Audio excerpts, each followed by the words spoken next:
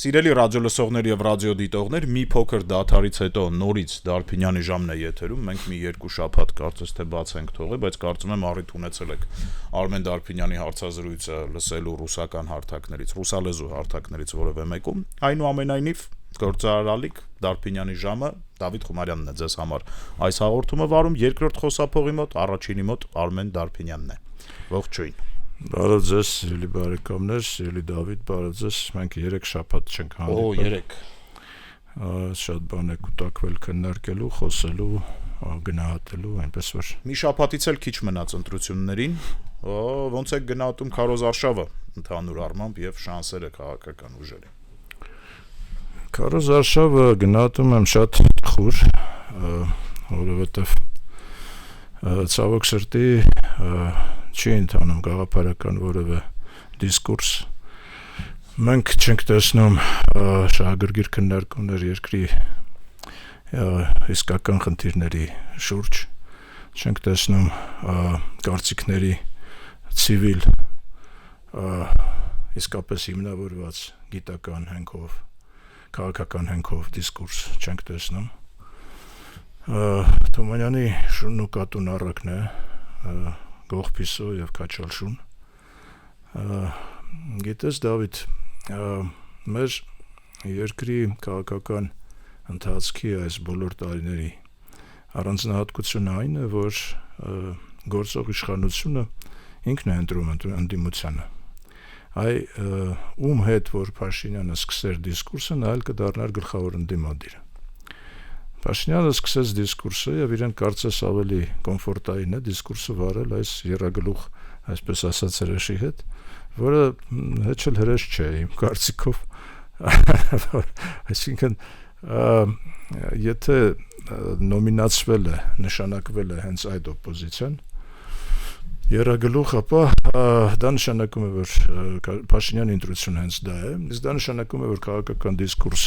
ինչպես չկա, այնպես էլ չի լինելու հաջորդ խորհրդարանում։ Իսկ դա նշանակում է, որ որևէ լուրջ փոփոխություն այս գործող քաղաքական համակարգի ներսում մենք չենք ունենալու ընտրություններից հետո անգամ։ Եվ գիտես, ինչն է պակասում է ազգային ներուժի կենտրոնացման գաղափարը։ Պակասում է ընդհանրապես մեր երկրին, ժողովրդին, պետությանը պակասում է համերաշխության գաղափարը, միասնականության գաղափարը։ Ներկայացված 19 ուժերից եւ ոչ մեկը համերաշխության կոչ չի անում։ Գրեթե բոլորը մեկը մյուսին պատժելու, սատկացնելու, կզծնելու, շատ ներողություն այդ բառի համար, իսկապես ամաչելու բան է, այսինքն այս պայքարը, որը գնում է, բառախաղը, որը գնում է, բառապայքարը, որը գնում է, սա ուղղակի մեզ պատիվ չի բերում որպես երկիր եւ որպես քաղաքական համակարգ։ Մենք ամաչում ենք մեր ներսում, բայց մենք պիտի ամաչենք նաեւ դրսից, որովհետեւ դրսից բոլորը նայում են, չէ՞, ամեն ինչ։ Նայում են եւ ուղղակի հիասթափվում են մեր ազգային պոտենցիալի մեջ, հիասթափվում են մեր հետագայի նկատմամբ մեր հավակնությունների մեջ, հիասթափվում են մեր ընդհանուր առմամբ ազգային ինքնության մեջ, որովհետեւ եթե ինքնությունը բերում է նման քաղաքական, նման որակի ցածրորակ քաղաքական պայքարի, սա նշանակում է, որ դժվար թե այս հանրությունը կարողանա ինչ-որ մի լուրջ եւ գեղեցիկ բան հնարել եւ ստեղծել այդ լուրջ եւ գեղեցիկ երկիրը, որի նկատմամբ ակնածանքով կվերաբերվեն բոլոր շուրջ բոլորը գտնվող երկրներ եւ ընդհանրապես միջազգային հանրությունը, այսինքն պակասում է համերաշխությունը, ընդհանրապես այդ գաղափարը, իմ կարծիքով ընդհանրապես կարելի է հայտարարել համազգային համաներում եւ կենտրոնանալ մի քանի սկզբունքային հարցերի շուրջ, հասնել վերջապես հասնել ինչ-որ կոնսենսուսային տարբերակի, կոնսենսուսային, գաղափարական, լուրջ պայքարի, նայում ես այդ մեկով ցուցադրվող այդ, չգիտեմ ինչպես ասեմ, այդ հակամարտությունը, այդ խուլիգանական ուղղակի դրսևորումները փողոցային, հասկանում ես, դա քաղաքական պայքար չի։ Սա արհեստականորեն ուղղորդվում է եւ իշխանությունների կողմից եւ չգիտես ինչու սրան նաեւ զարկ տվեցին ռուսաստանյան ալիքները եւ ռուսաստանյան պաշտոնական մարմինները եւ կենտրոնները, որովհետեւ այս հակամարտությունը կարծես թե Փաշինյան եւ ռուսներ եւ Փաշինյան եւ ռուսական ուժեր բացարձակապես արհեստական ստեղծված հակամարտությունը, որի արդյունքում ինձ համար ակնհայտ է, որ Փաշինյանը կհաղթի այս հակամարտությունը եւ ուրեմն այսօր էլ մենք ունենք խորհրդարանում նույն պատկերը, մենք ունենք Փաշինյանի ուժը եւ ունենք նույն այս քոչայանական Հայաստան խմբավորումը, որը խմբակցությունը, որը իսկապես ներկայացնում է պրոռուսական, այսպես ասած, զարգացման մոդելը, բայց բան չի փոխվելու եւ այս իմաստով ես իհարկե տխուր եմ, որովհետեւ կուզեինք, որպեսզի երկիրը այնուամենայնիվ առաջընթաց ապրեր, կոնցեպտուալ բանավեճ չկա եւ այս ամենը թերևս վկայություն է Դավիթ այն բանի, որ մեկ անգամ եւս հավաստիացնում է մեզ եւ համոզում է ինձ, որ երկիրը պետք է անհապաղ վերափոխել դեպի նախագահական համակարգ, կառավարման համակարգ։ Ավելին ասեմ քեզ, կարծես թե տեսականորեն ընդունված է դասագրքային տեսանկյունից կարծել եւ համարել, որ խորհրդարանական համակարգը առավելագույնս դեմոկրատական է, բայց այդպես չէ։ Մեր սեփական օրինակի վրա եթե վերցնենք 35 տարվա ընթացքում մենք ամենահավասարակշռված իշխանությունը ունեցել ենք 91-ից 95 թվականների ընթացքում, երբ ունենք նախագահ Լևոն Տեր-Պետրոսյան, ունենք խորհրդարան, որտեղ կար ՀՀՇ խմբակցությունը, որտեղ կար ընդդիմությունը, որտեղ եւ նրանք հավասարակշռում էին, հակակշռում էին իրար միմյանց եւ բազմաթիվ օրինակներ կան, երբ նախագահը կարծես թե համարվում էր դա նախագահական համակարգ, բայց նախագահը չէր կարողանում խնդիր լուծել առանց համաձայնության մեր խորհրդարանի հետ, առանց համաձայնության ազգային ժողովի հետ եւ այդ համաձայնությանը հասնելու համար բազմաթիվ քննարկումներ, բազմաթիվ իրար համոզումներ, ըստ որում քաղաքական բառապաշարով, ոչ թե այսօրվա փողոցային բառապաշարով, հասկանում ես, անգամ սեփական օրինակով կարող եմ ասել իմ սեփական ճակատագրի բերումով ես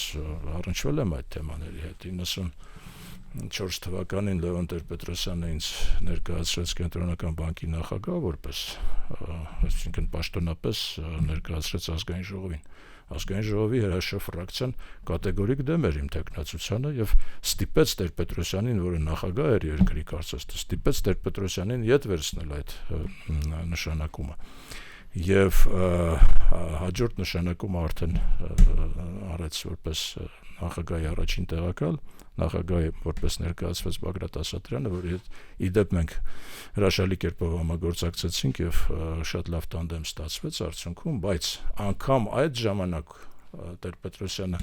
համարում էր, որ պետք է համաձայնեցնել տեխնացությունը ոչ միայն ՀՇ-ի հետ, այլ նաեւ ընդդիմադիր ֆրակցիայի հետ եւ կապակցությամբ ընդդիմադիրներին այդ ժամանակ ներկայացնում էր Արտաշես Թումանյանը եւ Տեր-Պետրոսյանի հորդորով եւ ուրեմն պահանջով ես այն ժամանակ նաեւ իմ լավագույն բարեկամներից մեկը Գևորգ Վարդանյան մեր ժոկոն հանդիպեցինք Թումանյանի հետ, որպեսզի հարթենք հնարավոր դիսկուրսը պարլամենտում Տեր-Պետրոսյանի հանձնարարությամբ, այսինքն անհրաժեշտ էր, որպեսզի խորհրդարանը համաձայնվեր Տեր-Պետրոսյանի կարծիքին, չնայած որ կար նախագահական համակարգ։ Այսինքն ուզում եմ ասեմ, որ բալանսավորված իշխանություն ունենք մենք, անգամ այս հասարակ օրինակի վրա, բայց բազմաթիվ են նման օրինակները։ Բազմաթիվ են օրինակները, երբ Բաբկեն Արարքսյանը որպես ազգային ժողովի նախագահ իր սեփական կարծիքներ արտահայտում եւ անգամ դեմարշ իրականացրեց, ես հիշում եմ նաեւ կառավարության դեմ այսինքն կար ռեալ հակակշիռ կար նախագահ, կար խորհրդարան եւ կար կառավարություն, հա։ Հիմա այս ամեն ինչը չկա եւ միանձնյա կերպով որոշվում է երկրի բախտը, որը շատ մեծ ռիսկեր է պարունակում իր մեջ։ Այսինքն ես մեկ անգամ եւս պիտի հորդորեմ, պահանջեմ եւ քաղաքական ուժերից եւ հենց իշխող կուսակցությունից սահմանադրական բարեփոխումների բարագայում պարտադիր կերպով վերադառնալ նախագահական կառավարման համակարգի։ Սա միակ բրկությունն է լինելու մեր երկրի, որովհետև այլապես մենք ուղղակի շատ մեծ ռիսկային իրավիճակի ներքո ենք գտնվելու, տասնամյակներ շարունակ կարող է վերարտադրվել միանձնյա իշխանությունը։ Այս ասում եմ։ Դե ոնց որ դրան էլ գնում է, պարոն Դարբինյան, շատ նման է դրան։ Չպիտի գնա։ չպիտի գնաս, դրանով մենք կկործանենք երկիրը եւ կկործանենք դեմոկրատիան։ Իշխող թմի հետ երբ որ խոսում ես, իմ մոտ տպավորություն կա, որ իրանք ունեն այդ ամբիցիաները։ Ամբիցիաները լավ բան է, բայց նրանք պիտի ունենան հակակշիռ։ Այսօրվա համակարգում նրանք հակակշիռ չունեն։ Նորից եմ կրկնում, եթե Փաշինյանը ընտրեր ցանկացած մեկին այդ 19-ից, այդ ցանկացած մեկը դառնում էր գլխավոր ընդդիմադիր։ Բայց նա ընտրեց այս երագլխին, որտեղ նա ավելի կոմֆորտային է, այս երագլուխը շատ կոմֆորտային է։ Կա նախկին նախագահ, որին թիրախավորելը շատ հեշտ է։ Կան օլիգարխները, որոնց թիրախավորելը նորից շատ հեշտ է։ Եթե մի կողմից ասում ես, որ նրանք լրտես են, լրտեսի հետ ինչ բանակցես կամ ինչ ես բանավիճում։ Չէ, այսինքն բանավիճելու բան չկա, եթե դու պնդում ես, որ նրանք լրտես են։ Այսինքն անիմաստ պայքար է գնում եւ անիմաստ քաղաքական զարգացման տեսանկյունից, երկրի հետագա ապագայի զարգացման տեսանկյունից անիմաստ ցիկլ է, հասկանում ես, որովհետեւ եթե ընտրվեր որպես ընդդիմադիր գաղափարական ուժերից որևէ մեկը, որոնց շատ չեն, 19 ուժերից 1-2 գաղափարական ընդդիմախոսներ կարող են լինել Փաշինյանին, շատ ավելի գեղեցիկ կերպով կանցներ այս պայքարը, շատ ավելի առարկայական, գաղափարական արգումենտներով եւ ընտրողը կկարողանար իսկապես ընտրել ծրագրային մոտեցումների միջև։ Ընտրում են ընդամենը գողփիսո եւ քաչալշուն, որտեղ չկա գաղափարախոսություն բացարձակապես։ Այսօր ես կանխատեսումներս այս իմաստով մռայլ են եւ տպավորություններս շատ հիաստապված։ Սա մեկ, երկրորդը ինչին կուզենայի անդրադառնալ իհարկե հայ-ռուսական սրացումներն են, որոնք ցավոք սրտի նորից նույն տրամաբանության մեջ են գնում, այսինքն Փաշինյանն է եւ ռուսական ուժերը, պրոռուսական ուժերը, նախագահ Պուտինը դրա մասին հայտարարեց պրոռուսական ուժեր եւ ստեղծվեց այս արհեստական հակամարտությունը, որը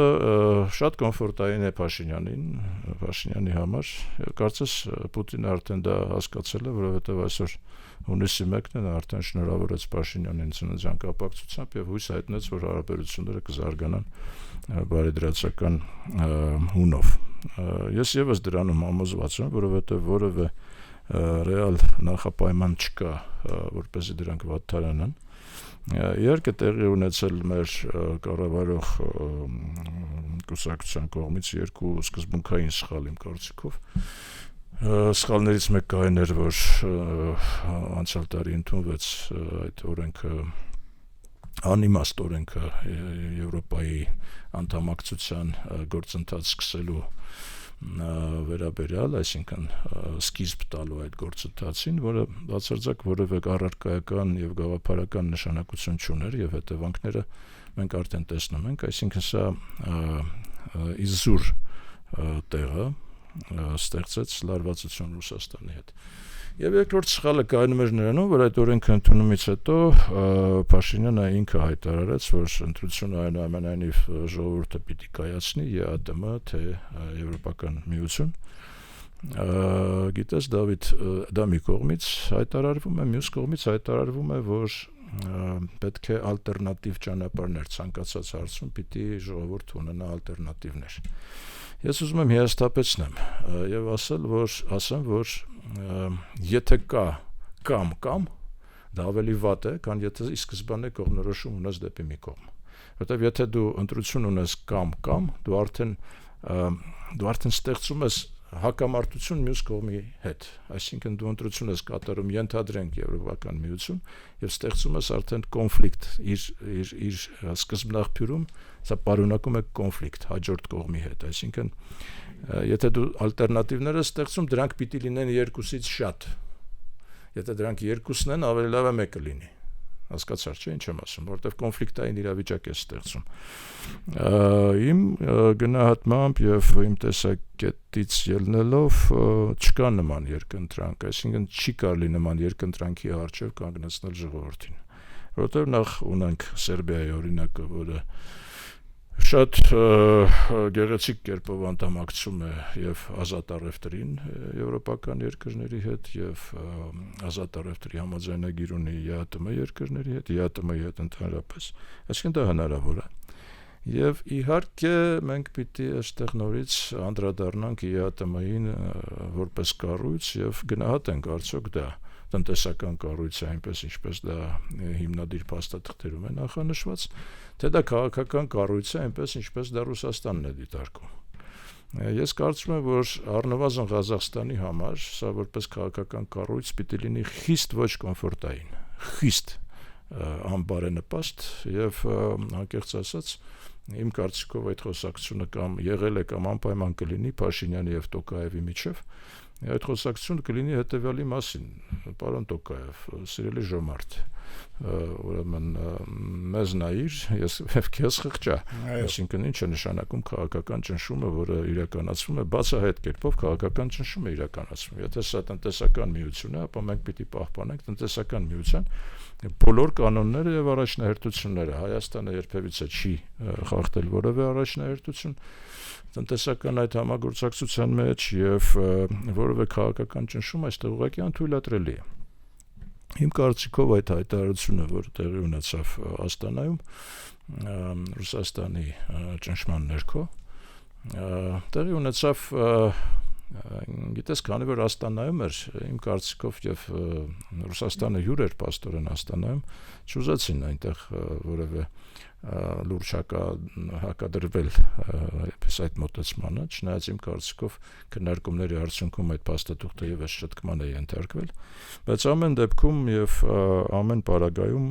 քաղաքական ճնշումները այդ միության ներքո ուղղակի անթույլատրելի են եւ մենք պիտի դրա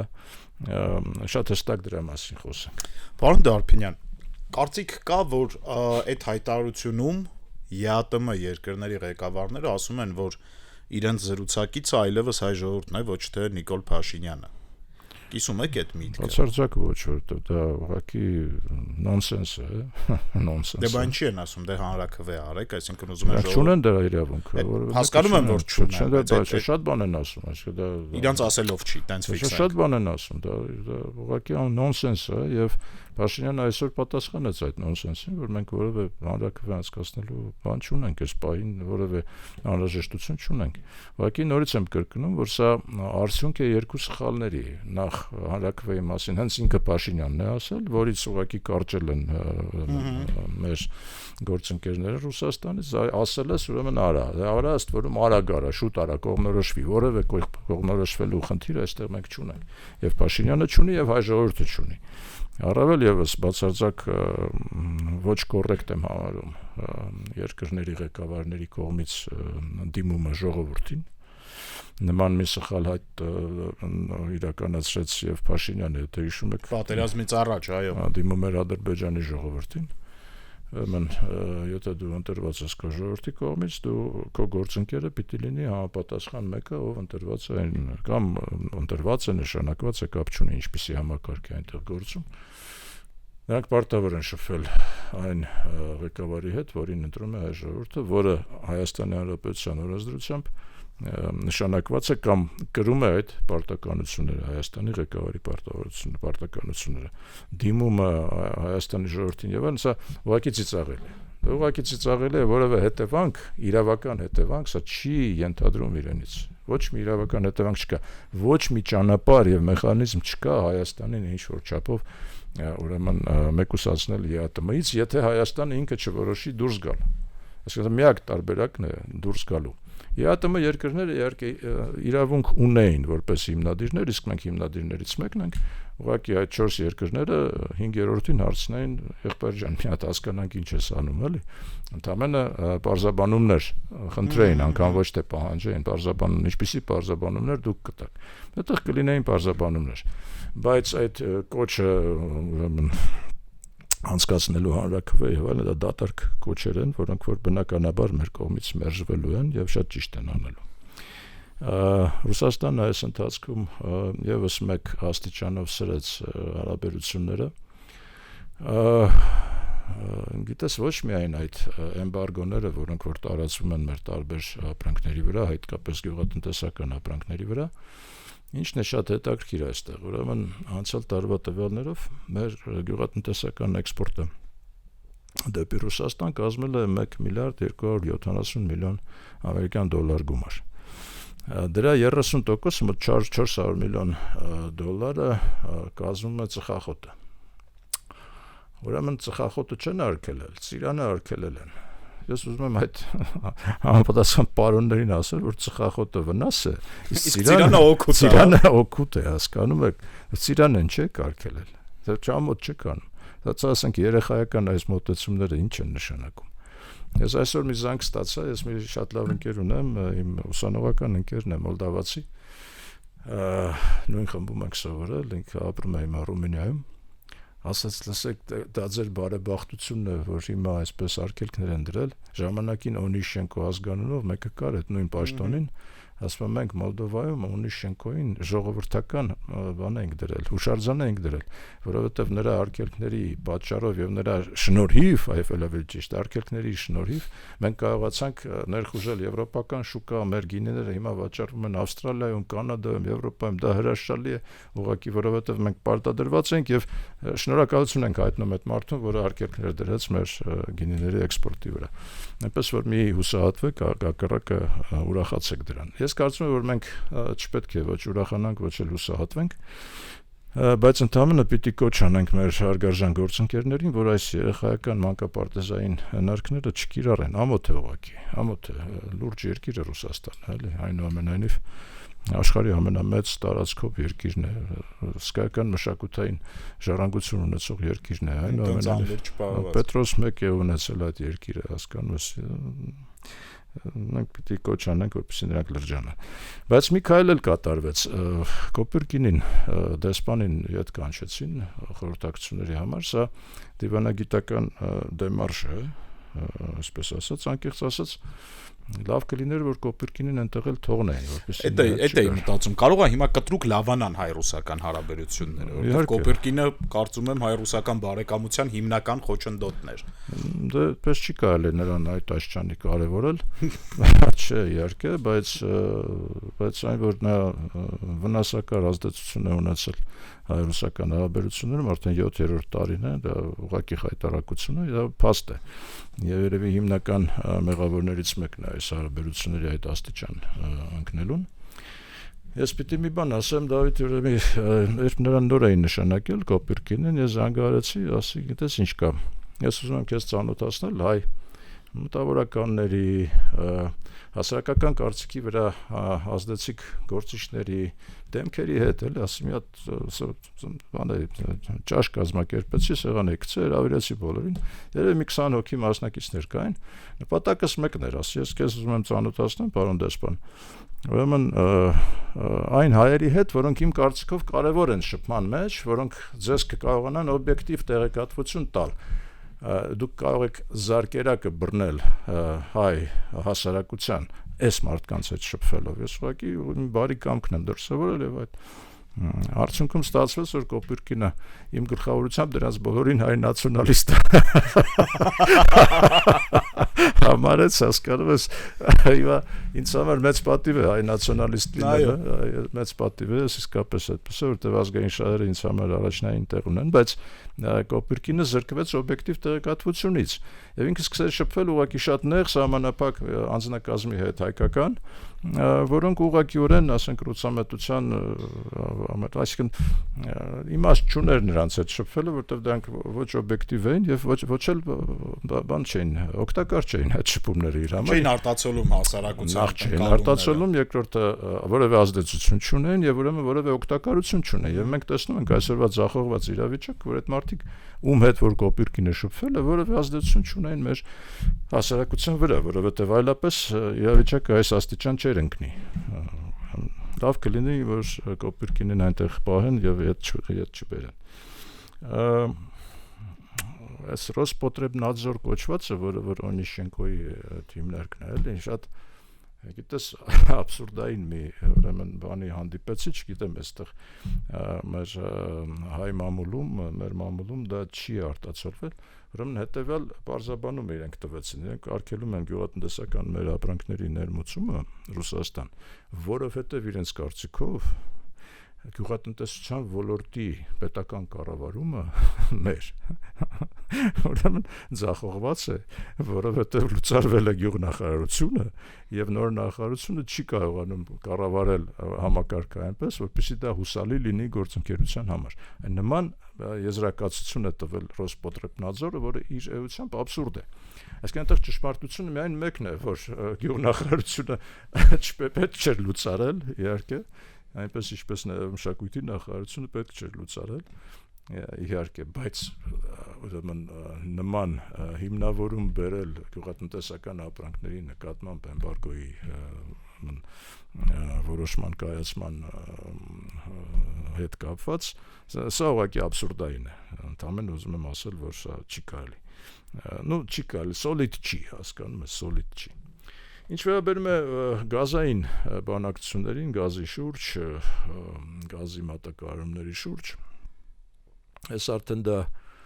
նկատեցի եւ ռուսական մեր աուդիտորիայի համար կարողացա բարձրաբանել այդ խնդիրը, գիտես, որևէ այլ երկիր իմ տվյալներով չկա այսօր աշխարհում, որի գազային համակարգը ամբողջ խողովակները եւ ամբողջ համակարգի տեր ու տիրականը լինի Ռուսաստանը։ Հայաստանը միակ երկիրն է աշխարհում, որը նման շռայլություն է թույլ տվել։ Դա գիտես, ոչ միայն քաղաքական ճնշման հսկայական ռեսուրս է Ռուսաստանը, սա մեր կողմից, ինչ ասեմ, եղբայրական, ուրեմն ուղղակի հոգևոր սրտանց, այսպես ասած, կատարած նվեր է, որը անգին է, դա գին չունի։ Ժամանակին սա գնահատել են 380 թե 400 միլիոն դոլար, սա գին չունի համակարգը, նման երկիր որևէ տեղ աշխարհում չկա, որը իր համակարգը, իր անոթները տրամադրի այլ երկրին։ Մենք դա արել ենք, եւ դա հսկայական քայլ է մեր եղբայրության, ստրատեգիական մեր գործակցության, մեր երկրների բարեկամության, մեր պետությունների սա հսկայական բարի կամք է, որը շահագործել այսօր եւ ասել գիտես չկա, գազի գինը կբարձրացնեմ, շատ ներողություն, դա ամոթ է, այսինքն այս խոսակցությունը բացարձակ ամոթալի խոսակցություն է գազի գնի վերաբերյալ, որովհետեւ մենք նորից եմ կրկնում ամենաշռայլ քայլն ենք կատարել այս ամբողջ համակարգը տալով նրանց ի սեփականություն։ Ճիշտ չեն կարելի իհարկե, բայց արել ենք։ Չի կարելի չարաշահել մեր եղբայրական մոտեցումը եւ մեր վերաբերմունքը իրենց նկատմամբ։ Հիմա տեղի ունեցավ Ռուբիոյի այցը 40 րոպեանոց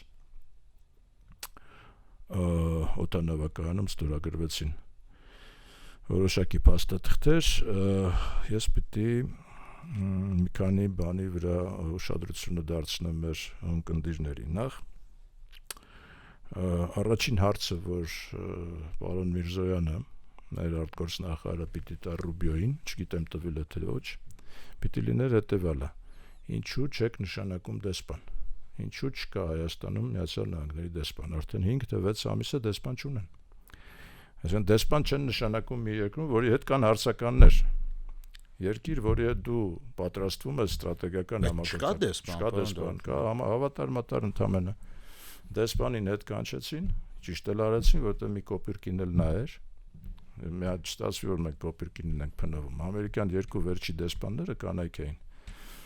Տրեյսին, Տիկին Տրեյսին եւ Տրիկին Լիննը, երկուսն էլ կոպիրկինի պես էին աշխատում, այսինքն նեղ սահմանափակ իրենք իրենց համայնքն ունեն, կոպիրկինը իր համայնքն ուներ, նրանք իրենց ագենտների հետ էին աշխատում, այսինքն բացարձակապես մեր այսինքն բացի նրանից, որ մենք ինքներս ենք մեջտեղից պառակտված, մի բան էլ նրանք էին պառակտում, ամեն մեկը իր համակարգի հետ էր աշխատում, բացարձակապես ոչ էֆեկտիվ իմ կարծիքով, վերջի երկու դեսպանները աշխատել են, մենք ունեցել ենք Միացյալ Նահանգների հրաշալի դեսպաններ 90-ական թվականներին, ես առաջին հարցը, որ կտայի ընկեր Ռուբոյին, հենց դա կլիներ, ինչու չեք նշանակում դեսպան, միթե հսկայական Միացյալ Նահանգներում դուք չեք կարողանում կողմնորոշվել եւ գտնել մեկին, որը արժանի է այսօր այս ստրատեգիական կարևորագույն կետում, երբ ստորագրվում է համաձայնագիր, որը բարձրացնում է մեր ստրատեգիական համագործակցությունը մեկ այլ ավելի բարձր մակարդակի եւ դուք չունեք դեսպան, հա, չի կարող, ուղղակի անթույլատրելի, անհասկանալի է ինձ համար, բայց առաջին հարցը ես դա կտայի մեկ։ Երկրորդը պիտի նշեմ, որ Ռուբիոն այնուամենայնիվ ոչ թե ստորագրեց Տրիպի մասին համաձայնագիրը, այլ նախաստորագրեց։ Նորից։ Նորից, կարող է ինչ-որ բան ավելի մակարդակը բարձրացավ ստորագրողի, միգուցե։ Բայց իրականության մեջ սա ընդամենը մի բան է նշանակում, որ ինչպես եւ ես ասել էի նախկինում, քանի դեռ լուծված չէ Ամերիկա-Իրանական հակամարտության ճակատագիրը, այս Տրիպի խնդիրը եւ Տրիպի գործածումը եւ իրականացումը ուղղակի մեծ հարցականի տակ է։ Դա է պատճառը, որ փաստաթուղթը ոչ թե ստորագրվեց, որտեղ Ռուբիոն այն պաշտոնյան է, որը կարող էր վերջնական ստորագրել եւ վերջ, այնտեղ քննարկելու բան չկա, մենք ամեն ինչին համաձայնվել ենք, տվել ենք 24%, իրենք ասել են, որ դա լինելու է մեր իրավասության ներքո, այսինքն ամեն ինչի մասին պայմանավորվել ենք, այնտեղ մնում էր ուղղակի ստորագրել եւ կնքել։ Ստորագրությունը չի դրվել միայն մի պատճառով, որ կարգավորված չէ Ամերիկա-Իրանական հակամարտությունը այսօր եւ պատերազմը ըստ էության։ Եվ անկեղծ ասած, ես դեռ չեմ տեսնում նախադրյալներ, որ դա կկարգավորվի մոտ ժամանակներս։ Այսօր ամսի 1-ն է, հայտարարությունն եղավ, որ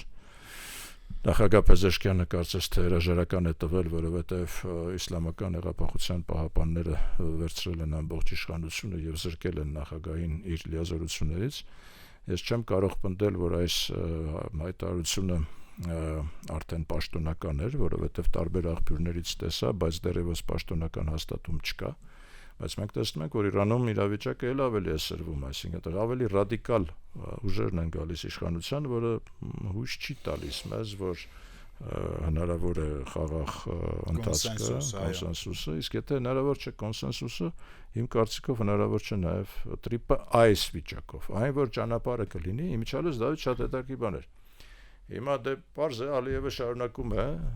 այս ճանապարհը կոչել Զանգեզուրի միջանցք։ Դե պարզ է, որ մենք էլ ուզում ենք կոչենք Տրիպ, դե որտեվ Տրամփն էլ պարզ է, որ ուզում է իր անունով կոչվի։ Բայց ես ամերիկյան պարբերականներից մեկում տեսա շատ հետաքրքիր մի ձևակերպում։ Տրանս-Արմենիան կորիդոր գրված էր, տրանս-հայաստանյան կորիդոր։ Ինձ դուր եկավ այս ձևակերպումը։ Գիտես, որտեվ դա շեշտադրում է, որ Հայաստանը այստեղ դեր ունի, տրանս-հայաստանյան կորիդոր։ Սա միջազգայնացնում է, կարևորացնում է մեր դերն ու նշանակությունը այս ամենի մեջ։ Ես կհորդորեի, որպես այս ձևակերպումը մերոնք վերցնեին ի գործածում։ Տրանս-հայաստանյան կորիդոր։ Այո, ճանապարհը կբացվի, նորից եմ կրկնում, այսինքն Տրիպը կլինի թե ոչ, ես չեմ կարող ասել, դա կախված է Իրանի հետ ինչպես կավարտվեն այս գործընթացները։ Ճանապարհը պետք է բացել։ Ճանապարհը մենք կարող ենք բացել մեր ուժերով, որովհետև խնդիր չկա այդտեղ։ Տրանս-հայաստանյան կորիդոր, որը ամբողջ աշխարհի ուշադրությունը կսևեռի դրա վրա եւ դրա հետագա օգտագործման վրա եւ ուրեմն դրա հետագա շահաբաժինները մենք կստանանք շատ ավելի լայնածավալ կերպով։ Եվ իհարկե երրորդ փաստաթուղթը, որը ստորագրվեց, դա Լեռնահումքային համակարգում ամերիկացիների մասնակցության մասին էր, որը իմ կարծիքով կարևոր է, որովհետև մինչ այժմ այս պահի դրությամբ ամբողջ լեռնահումքային համակարգը գործում է ռուսաստանյան ընկերությունների շահագործման ներքո, այստեղ ամերիկացիների իրենց չափաբաժինը վերցնելը իմ կարծիքով դրական երևույթ կունենա, դրական նաև զարգացումներ կունենա, այսինքն առաջանում է որոշակի մրցակցություն այդ ոլորտում եւ ուրեմն մեր գործերը այդ իմաստով շատ ավելի լավանալու են։ Եվ իհարկե Թրամփի ուղերձը տեղի ունեցավ, որը իսկապես աննախադեպ էր։ Թրամփը ամենակարևոր բառերը, որոնք արտասանեց այդ ուղերձում, հետևյալն է, որ մենք Նիկոլ Փաշինյանի հետ միասին կիսում ենք Հարավային Կովկասի ապագայի վերաբերյալ մեր տեսլականը։ Սա ակնհայտորեն միջամտություն չէ, պարոն Դարփինյան։ Նախընտրական գործընթացի։ Ամեն ինչն է միջամտություն է, իհարկե։ Եվ ամերիկյան միջամտություն, եւ ռուսական միջամտություն ունենք, եվրոպական ունենք, իհարկե։ Բալանսավորված միջամտություն։ Մենք փորձում ենք կիսել, ասենք, ինչ որ մասերի։ Մենք պետք է այնքան խելք ունենանք, որ բոլորին խաղացնենք, դեպի ոչ մեկին չենթարկվենք։ Բայց իհարկե միջամտություն էր, բայց նորից միջամտությունը մի կողմ դրած։ Մենք ասած կիսում ենք Փաշինյանի հետ ընդհանուր տեսլականը Հարավային Կովկասի ապագայի վերաբերյալ, հա։ Սա նշանակում է, որ անթակույց կերպով Միացյալ Նահանգները ուզում են վերահսկել Հարավային Կովկասում տեղի ունեցող զարգացումները։ Իսկ սա ուղղակի հարված է ռուսական շահերին։ Ռուսաստանը դեռևս մտածում է ինչպես արձագանքել, հա, արձագանքել են դեռևս ծիրանները արգելելով։ Այսինքն այդ արտահայտության հասցեատերը Ռուսաստանն էր, ըստ Իհարկե։ Աշխարհն էր, բայց նաև Ռուսաստանը։ Հա, ոչ Հայաստանը։ Հա, իսկ Ռուսաստանը դեռևս այդ հայտարարությունից հետո պապանձվել է եւ որևէ ուրիշ արձագանք մենք չենք տեսնում։ Եվ իհարկե կարևոր էր մեզ համար Թրամփի հետևել միտքը, որ ամերիկյան էներգետիկ ընկերությունները շատ շահագրգիռ են այդ TRIP-ի ընդհանրապես նախագծով։ Դրանով իսկ հաստատվում է այն գաղափարը, որ երբ ասում ենք TRIP, մենք ոչ միայն ճանապարհ պիտի հասկանանք, մենք պիտի հասկանանք նաև խողովակաշարեր։ Սա շատ կարևոր է մեզ համար, առաջին անգամ մեր պատմության մեջ մեր տարածքով կանցնեն խողովակներ, որոնցից մենք կկարողանանք օգտվել եւ որպես տրանզիտային գումար, եւ եթե դա լինի գազային խողովակ, ապա մենք գազից կկարողանանք օգտվել եւ տարբեր այլ շահեր կարող ենք ունենալ մենք այդ ծրագրի գործածումից։ Այսպես երևի սրանով ավարտենք Դավիթ ջան, մենք ամսի 7-ին ենք մոտենում, այո, ընտրությունների, որի վերաբերյալ ես իմ կանխատեսումները արդեն ասացի, իհարկե շատ լավ կլիներ իմ կարծիքով, որպեսզի բացի Փաշինյանից եւ Փաշինյանի գլխավորած ուժից քաղաքական եւ այս պրոռուսաստանյան ուժերից անպայման խորհրդարան սողոսկեին անցնեին գաղափարական 1, 2, 3 ուժեր։ Շատ կարևոր կլիներ դա մեզ համար, երկրի համար, ապագայի համար, բալանսավորման համար եւ վերջին հաշվով իսկական քաղաքական դիսկուրս հայտնվելու տեսանկյունից։ Պարլամենտում քաղաքական դիսկուրս է պետք հասկանում ես, որը չկա, մենք վերջին 5 տարիներում չենք լսել քաղաքական դիսկուրս այնտեղ։ Ուղղակի վատաբանում է գնում մեկը մյուսին եւ այդ նույն վատաբանման սցենարով գնաց ամբողջ այս նախընտրական process-ը։ Այնպես որ հուսանք, որ մեր ժողովուրդը իմաստուն կլինի այնքանով, որ մենք կստանանք այնուամենայնիվ ինչ որ չափով բարենորոգված խորհրդարան։ Հաջորդ Դարփինյանի ժամը, երբ դուք լսեք, ընտրությունները արդեն ավարտված կլինեն, արդյունքներն էլ պարզ կլինեն։ Այսօր այսքանը, շարունակեք լսել գործարար ալիքը, կհանդիպենք։